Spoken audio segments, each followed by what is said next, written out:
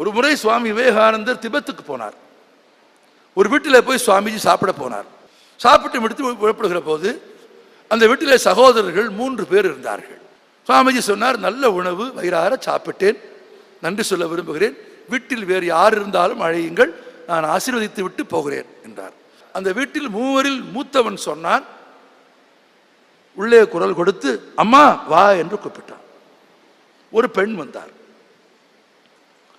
அவளை நீங்கள் ஆசீர்வதிக்க வேண்டும் என்றார். சுவாமிஜி கேட்டார், அவர் யார் என்று கேட்டார். அந்த மூத்தவன் சொன்னான், எங்கள் 3வரின் மனைவி என்றார். சுவாமிஜிக்கு அதிர்ச்சி ஆகிவிட்டார்.